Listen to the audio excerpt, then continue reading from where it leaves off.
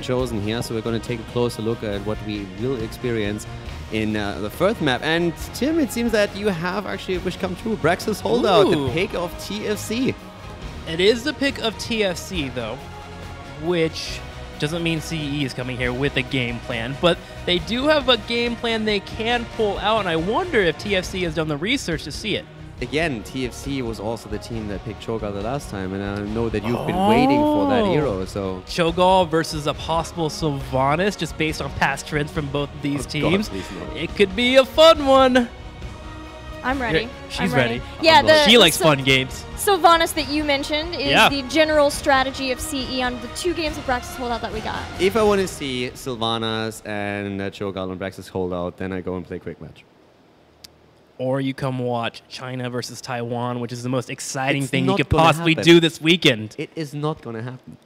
All right. I mean, you could be a Debbie Downer. It's no big deal. I mean, we're just getting hyped for the matches. It's whatever, Caldor. Gilly, I'm done with this guy. Yeah, let's just talk about Cho'Gall and how awesome Cho'Gall. We get some twisting nether. Yeah. This time, though, we got to have the upheaval. We need the upheaval. I'm seriously wondering why we're not getting it picked up more often.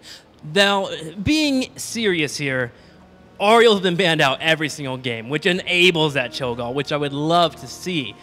Being even more serious on the other side, they don't need Ariel to play Sylvanas Karazim. You being you, when you said to being serious here, I thought Artanis. Artanis or Merc, exactly. Let's be legitimate One here. of the 2 coming in is like, being serious here for a moment, let's think about that. I wouldn't play Murky on this map. Now, Gazlo, on the other hand, let's go ahead and hop into Brax's Holdout. Can we swap him, please?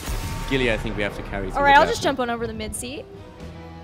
Trick can take a break. Stitch is being banned. Seems like FaceCheck has finally had it, or CE finally had enough of Team FaceCheck Stitch's play. Yeah, which does leave up in that Tyrael with the Holy Ground that we saw earlier. Win can move into that. There's also the Arthas setup as well. Team FaceCheck on the left side, though. What would they pick up? What are they leaving up? They're leaving up the Genji, but we haven't seen much Genji in this matchup, which is pretty outstanding to me. Dahaka, Greymane, and Illidan so far have been first picks. Illidan would be my immediate concern for both of these teams. He has been a primary force in the solo lane. But Genji does spike up on this battleground for multiple reasons. One, he's a great ganking target. He can jump onto members constantly. With perfect defense, he can cheese out the boss. There's a lot of tools available for him. It's definitely one of the strong picks that we have here, but Illidan had such a high priority that it would definitely be a good pick. The thing is, though, Team FaceCheck has actually done really well countering Illidan so far. So that's the one thing that lets me to believe that they might just draft a similar composition once again and expect an Illidan to be taken into them. What? Okay. In her rightful place, Brightwing is first picked. We are now in the Gilly meta. Welcome. Strap in. Enjoy yourselves. Enjoy. Like what? Yeah. Only thing I could think of is they may want to go down an aggressive global route here, and they want to pick up the Brightwing first, grab a couple more globals afterwards. Like, only 2 could be taken here from Team FaceCheck if they were to try to match them. So somebody will be left over. You know what's crazy to me is I looked at the stats from Western Clash coming into here at both Korea and China, and Brightwing was in nearly 50% of the drafts at the Western Clash, but I just did not anticipate her being so prevalent. But it seems like throughout today, she has spiked a lot. And I mean, I guess I could have maybe realized because we have people like Swoy playing, but even still, there's a lot of teams starting to finally realize her usefulness. Do I talk about the composition that CE's ran in the past 3 times in this battleground? Yes. Because Brightwing is one of the staples for that. It's Brightwing, Sylvanas, Greymane, Karazim, and Chen.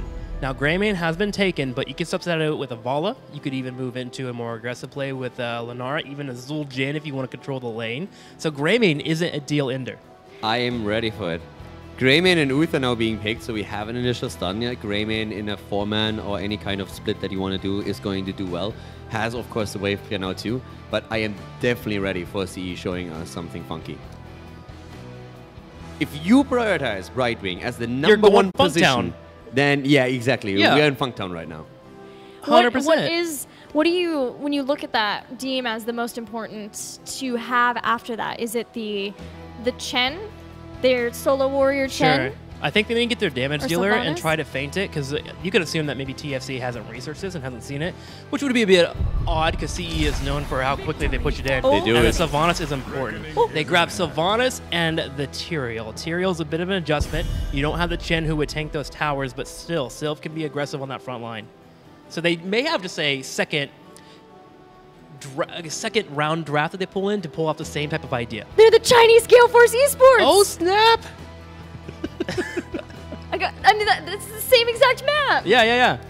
Okay, let's see what happens here. Sylv and Tyrael are now out. Wait. It's TFC's map choice, right? Yeah. So TFC might have just dug themselves a pretty deep hole. That or they have a plan. It depends on the research Yeah. again, the research levels, knowing that CE do have a specific strategy for Braxton. Yeah, that's a secret sauce that we're missing out on. Okay. What does Team FaceCheck know? Do you ban the Chen, basically? That's what your question is right now. Well, Tyrael coming in here as a different pickup. I think you But who's get your rid of a solo damage laner bill then? you're afraid of, like Vala, if you're afraid of the Prussian. Wait, who's your solo laner then? You If don't. you Oh, if you you think they're substitute- gonna spread out? No, they all go down one lane and they push it in. What are you thinking? He thinks they're gonna go to 2 lanes. My mistake. That's where My Caldor- mistake. Caldor. I apologize. What is Caldor thinking? You can leave Brightwing in the top lane and have her come for the phase shift down after you decide that maybe it's not working out well. But the idea is to break down structures and move in quickly. They do ban the Cho'Gall, so CE has watched this tournament as well. Yeah, it seems like they I want to take the opportunity. I'm sorry to cut you off there. I want to officially apologize now to Tim. First of all, we see Sylvanas. We have a Cho'Gall ban, so I think technically both of them appeared in the draft. So while we are here, Yeah, you owe me dim sum. Okay, first of all, I owe you dim sum, and second of all, I accept you as the draft meta overlord. Thank you. That expires. And Gilly once you're helped. on the You have to plane accept back Gilly to too. LA. It and also get me dim sum. And get her dim sum. You're Do we driving a have- hard bargain. That sounds like a yes. Sounds like All it, right, yes. who's with me today? What I like about the Cho'Gall ban is that CE feels so confident in their style of playing this battleground that they just don't want to deal with whatever, right? Like they've seen the Cho'Gall and they're just like, you know what? There's nothing immediate that absolutely has to be taken out that this strategy can't deal with. So we're just going to take away the Cho'Gall. But I ooh-hoo-hoo! love the Alarak. I think Alarak's one of those heroes that if you have something pushing into you, you can punish heavily. Yeah. And what does Sylvanas want to do? She wants to push into you. Especially when you don't have the wall down yet and you don't have vision. One single combo can screw up everything. Yeah. If you try to push heavily and you lose 1-2 heroes, all of a sudden the entire momentum is lost and then you have a problem. So Alarak in this setup is actually really nice, especially with ETC being able to get an initial slide in and a good stun to just prep that combo up. This also prevents the Karazim from being picked up. If you pick Karazim into an Alarak, you find yourself in very difficult situations. You're always retreating and never getting to a spot where you can apply your trait consistently. I love it. It's a great pick. There are some potential other options for CE to still get another secondary support who maybe will be able to provide some extra supporting. And Tyrael shielding will help with that as well. But the final 2 picks for CE, do we still get Chen? Nope, Dahaka Li Ming. So they switch over, which I think is a good adaptation, into a spot where at least now they have a top laner. It's going to be a little bit on the awkward side for their 4-man on the bottom lane. Sylvanas does decent on the wave clear, and Li Ming's going to poke, but I think now Team FaceCheck, with their draft adaptation, they have shown that they are ready and willing to adapt to what CE has shown on this battleground and are in a great spot if they're able to keep up with wave clear and get kills. I'm definitely ready for that game, and so far I would absolutely agree. CE had a plan, but FaceCheck played really nicely around it. And with ETC and Alarak, they have so much potential in these team fights after we see the early game pass. On the last pick, I'm a bit curious to see what we're going to have here from them. I mean, we already have Alarak and ETC up at the front. Another ranged hero would be really nice, but I wouldn't put it past them to have something completely wacky in store for us. It could be potentially a separate solo laner. If Alarak wants to be stacking, solo lane is not ideal. Although, granted, Greymane maybe could fill that in the same way, but no, they're going to get Arthas so that they can make sure he is in the solo lane if CE allows them to play a more standard laning setup, and then Alarak can continue in stacking, potentially at 1, potentially at 4.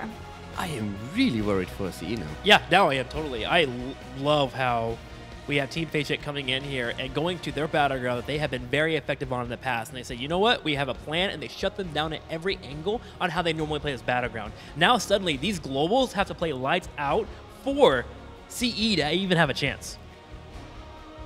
I'm really curious to see how CE is going to try and salvage this, because I absolutely agree, the globals have to be the pivotal point here. Yeah, that's the only way I can think of it. They'll be working on maybe trying to backdoor some of the beacons, if possible. They've got Dahaka up in the top, and then Brightwing can hang out, but we'll see how it works. In a straight-up team fight, it's definitely going to be tricky for CE, as we see game number 4 start right in front of us. CE to the right side with their Sylvanas, Tyrael and Dahaka. We have Brightwing for the heals and Li Ming as the final damage dealer. On the left side in the blue, Team Face Check. Here on the left side, you have Uther, Alarak, ETC, Greymane, and Arthas leading the charge here. And Ostinger is actually the one on the Arthas. Yeah, I'm really excited for this game now, because I think from just the way when they engage, they have to really commit heavily. There's a lot of poke potential that we have on the side of CE that they can use. And of course, they have also the 2 globals that are definitely another tool in their belt. But when we talk about straight up team fights where Team Face Check can absolutely 100% engage into the battle, then Face Check has a very good shot. For now, though, it is a 5-man up at the top. Tyrael, the one that just tries and slow down the rotation a little bit, as CE is aiming for some early game value. Already sieging away using Li Ming here, being a little bit more effective than that Sylvanas. Sylvanas to threaten the way that turret there is ever going to be an engage. At the same time, Arthas is in the bottom lane and Dahaka wants to move in, but the moment that happens, Shy is focused down. Welcome to the name of the game. Sylvanas eliminated after ETC gets the slight, and then we have the immediate combo by Alarak. That was telegraphed in the draft. We talked about that right away, and CE, they tried it at the top lane, but as expected, the execution on the side of Team Face Check is strong enough to make it happen. So this is basically what we're going to see a lot more. Now here is where CE can utilize that depth, which is odd to say. Take your Sylvanas to throw in the bottom lane and then transport Brightwing down there, get an instant 3v1, maybe put some pressure on Arthas. You're probably not going to kill him, but at least you can grab turrets. And as long as you get some extra pressure against him, that would be fantastic. They might actually kill him right here. They should even. And that is that kill. They can push through the lane. That's extra experience lost on the side of Team Face Check. And more importantly, you get that kill and you really push structures down. And if you even aim for the fountain at some point, your chances of grabbing the objective increase tenfold. That was awesomely done here, but here's where Team Face Check answers back. They come in with the Alarak combo and they eat Brightwing for dinner. Brightwing down, but they're not stopping there. They want more. They want Paradise. Wind goes in and helps out, but it looks like... Oh, nice combo by Alarak, but Paradise still escapes. Li Ming, in the meantime, on the other hand, still able to get value at the top lane. And from a structural point of view, CE, they might lose heroes, but they're trading them in for infrastructure, and that helps you with a sustain on lane and also grabbing the beacons. And that's all fine and dandy if you're able to control the beacons and get the Zerg wave coming your way. But the moment Team Face Check can walk away with a 100% Zerg wave over their opponent, that's where you start to lose out on that experience you're trying to gain in the early side here. Especially with the Sylvanas pressure. Especially. Yeah. Getting the extra trade in, that's going to work well for them. And they are now also starting to push with camps. If they keep Sylvanas or move at top at some point, this is actually really difficult to react to. They're still behind in experience. Here comes the combo attempt, but now the camp is there. Bottom has been claimed as Arthas has to deal with Dahaka and Sylvanas, and that is going to cost them even more structures. The camp here is not gonna be doing anything, so I really like the way that CE is currently approaching this, and look at the experience. And look at Wind here on that Tyrael on the backside, ready to come in for rotation to go to the bottom lane, but that does leave Brightwing nice and vulnerable, and she gets picked off. We actually need to see Brightwing play a little bit more on the careful side. Yeah, for sure.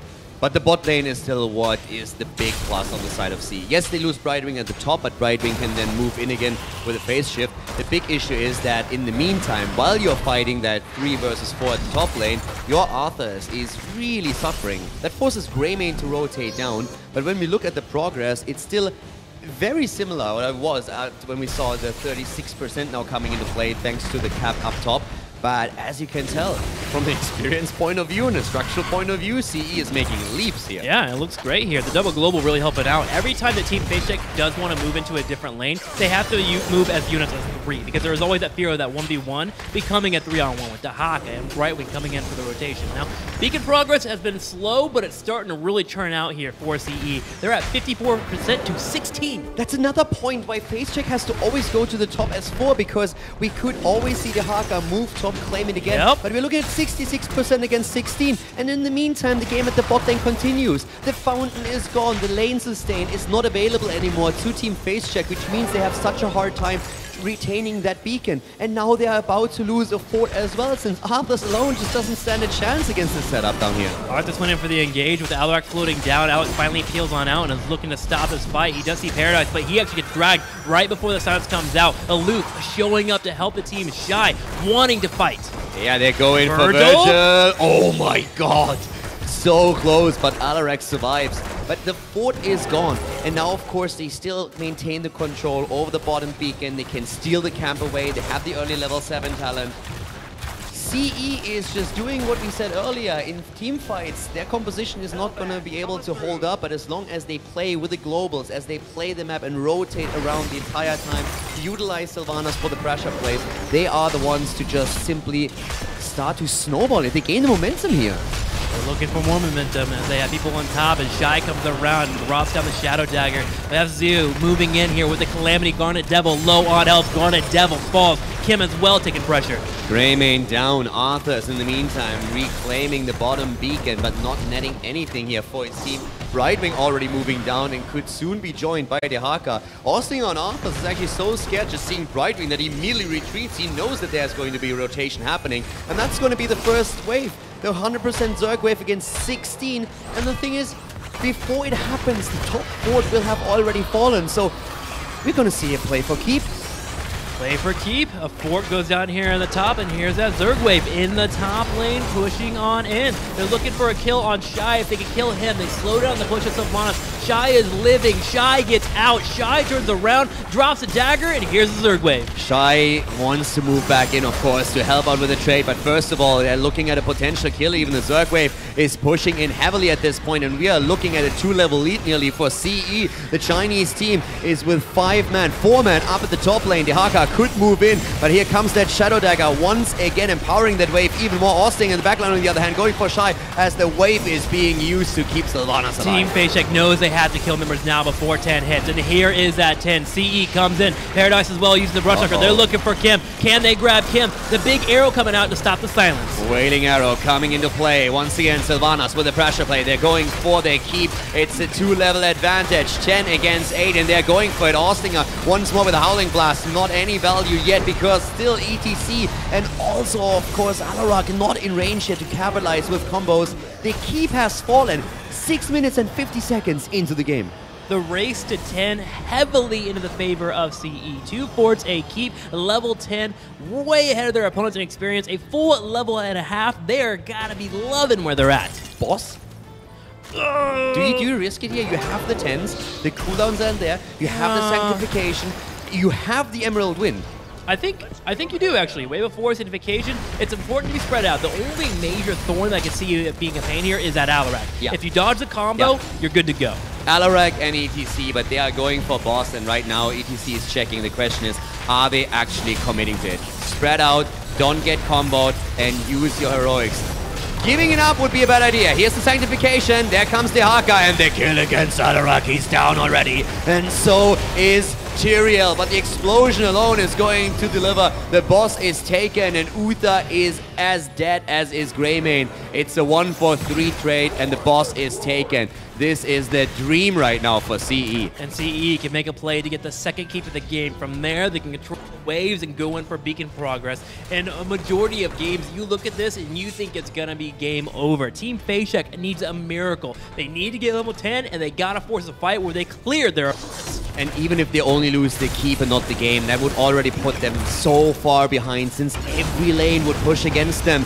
Here we go, 2-level lead, more than that even. Brightwing still at the top against ETC. Here's the 10 though, and that is going to deliver. Potentially stage dive for the engage here. We have Greymane with go for the throat, no bullet for him. Stage dive now chosen as well. Uther with the divine shield as they are moving in the stage dive into the backline as they are trying to engage, but Uther is already down, not even being able to get the divine storm into play. Not using divine storm is going to be painful. He is at least bringing out a few heals, but Virgil also falling. KT4 on the backline taking damage damage from Wind. Garnet double in the back right, trying to kite around, but the keep is what's in trouble. Alarak gets wrecked, and so does ETC. Austin on his Arthurs is attempting to escape, but there is no way for him to get out of here. This is going to be the keep, and it looks very much like we are going to see CE take this game if they push in. 14 seconds for Arthurs, but they are not forcing the issue yet. They want to go for the beacons. They want to go for the next Zerg wave.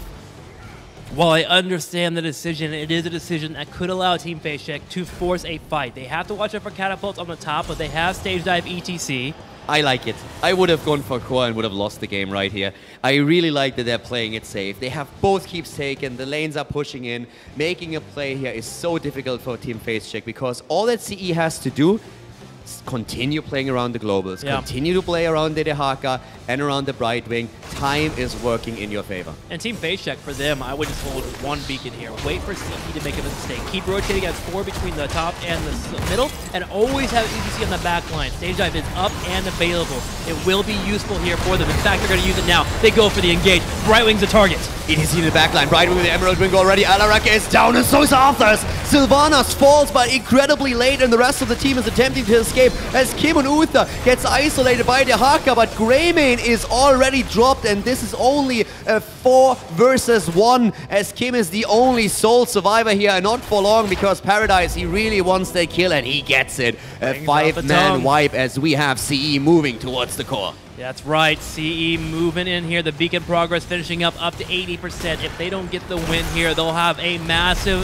Zerg wave as well as Hellbats. Heck, even Night Camp on the bottom right pushing in. They have everything on the map in red, and all they have to do is charge towards the core. The shields basically already eliminated. Camps are taken all over the place. CE is mustering for another big fight here. 14 kills against 5. They're moving to the core. This is the last map they have to win if they want to advance. For FaceCheck, it's the last opportunity to keep themselves in the tournament and force the 5th map. Can they somehow pull the Miracle Defense off? The last one team in the Eastern Clash, hoping to defend here against the last Chinese team in the Eastern Clash. China moving forward here. The Banelings in the front line. The Zergling as well. Here's the ultras. Big stun comes out. Went on the right side. Arthur's already down. Li Ming getting resets. Immediately the silence comes in. Kim is low. Uther trying to escape it. 80. But look at that core. It's dropping 60. down to 50. Once 45. again, the stage dive. This is going to be it as we have CE taking down Team FaceCheck on map number 4. There were so many amazing moments in that game. I don't even know where to start. I will start with Shy Sylvanas. Hello? Why hasn't he been hiding this pick in his pocket? That was such a good Sylvanas performance. Yeah, I like the Sylvanas so much more than all the heroes that he's played on thus far. The escapes that he sometimes pulled off, how he baited them in, such a nice play. And also, Wailing Arrows, they got so much value in every single team fight. I was loving it. They were absolutely incredible, and we put the onus on CE to make sure that their laning setup was secure, and they proved why this has been such a dominant pick from them from the beginning.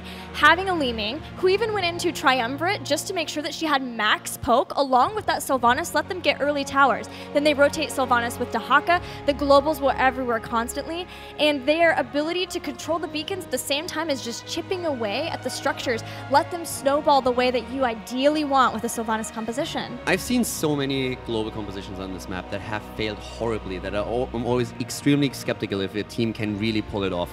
And with everything that we have seen out of CE, I really doubted it. Every single time they said, we are focusing on the macro game, they disappointed me a bit. They more so excelled in the team fights then. But right now, it was just beautiful how they used not only Sylvanas, but also around Sylvanas, just designing the entire strategy around Sylvanas with Brightwing, with Dehaka, and not making any mistakes in the macro game. It was the first time where I really felt what they said when they meant we want to play more macro really came true, and it was just absolutely amazing. Yeah, maybe it just is dependent on which battlegrounds that they really feel like they have figured out, and it does seem like teams are able to do that with Braxis, where they have all these different strategies and understand the niche picks that they need to get. And even that fight on the boss where Wind went in first to make sure that Brightwing could move in for the Emerald Wind without fear of Alarak was another exceptional play from them, that's showing the synergy of their teamwork at the same time as where they can have some great macro calls. Gale Force would be proud.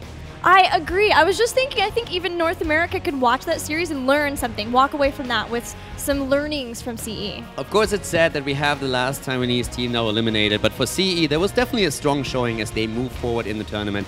And we have also a few words from the players themselves, as Trixler is already on stage with an interview for us.